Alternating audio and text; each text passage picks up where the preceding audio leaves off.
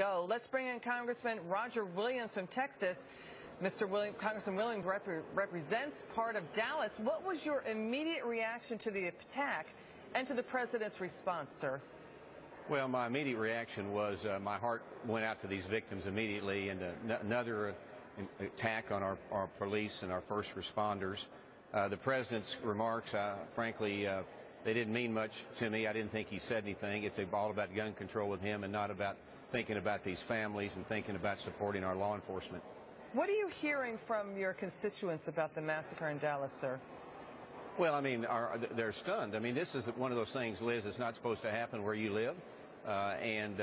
We just continue to these law enforcement people that put themselves in harm's way every single day. And I think that's where Texans are, that's where constituents are, is let's get this fixed. Let's find out what the problems are. Let's address the problems, whether they be in neighborhoods or whatever. But understand, this is a land of laws, and we got to respect those that help defend the law and the liberty that we have. Yeah, you know, the president is getting criticized for being divisive yet again. This seems to be a pattern, according to some analysts, that he intends to react in a divisive way after the shootings, even though he did condemn the massacre in Dallas. Here's the thing. What we're trying to understand right now is why Dallas? Why did this happen, do you think, in Dallas?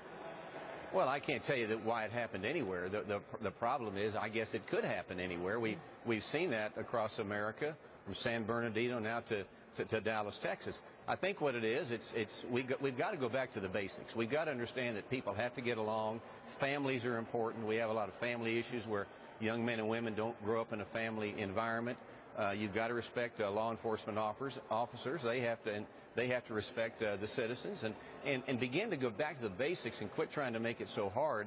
Is that this is a land of laws. Let's live by it. Let's understand that sometimes it's not easy, but support our law enforcement, understand who you're representing, go into the communities, and see if we can fix these problems. Now, here's the thing. We know that now that according to reports, police reports, that officers ran into the line of fire to protect civilians. What is your reaction to that? Well, I mean, that's what they do. I mean, they always take a step forward. They never take a step back. And that's what they're trained to do. And it just shows the valor and the heroism of those in Dallas on the police force, on how they saved lives. And they didn't look at what ethnicity or how they spoke or whatever. It was their job to defend the people. And they did a really good job, and some of them, it cost their life. Sir, what do you expect U.S. Attorney General Lynch to say coming up at 11:30, just moments away? Well, I don't know. I mean, this administration is kind of all over the roadmap on these issues. I mean, one day it's back to police. One day it's not back to police. It seems to be a black-white issue, and there again, we've got to cut through the ethnicity and understand we're all in this thing together. So I don't know what she will say. I'm sure it'll be comments much like we've heard from the president. But it's going to be interesting, as you said. Is she going to open up an investigation now? Are they going to wait? So I'm anxious to hear what she has to say.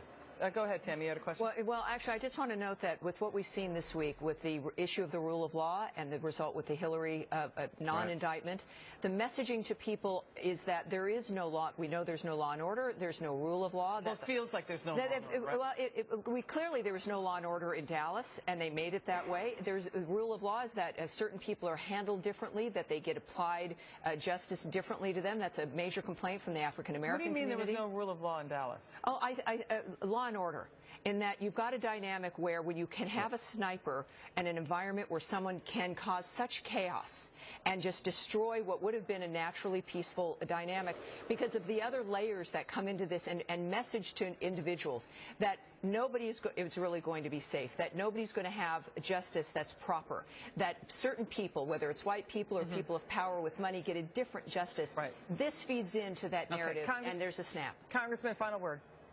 Well, I don't think you can blame Dallas for what happened. I think it can happen anywhere. It's the culture we live in. Leadership has to step up. That's right. And they have to calm down, and they have to talk about American values, spiritual values, and they have to get us back on a course. But we haven't heard from our leaders, so you can't blame Dallas, Texas. This could happen anywhere in the environment we're in. We're not blaming Dallas. No one's blaming Dallas. No. It's just astonishing that it took place anywhere and in Dallas. Thank you so much for your time. Thank you, sir. Thank you, Great Liz. insights there. Back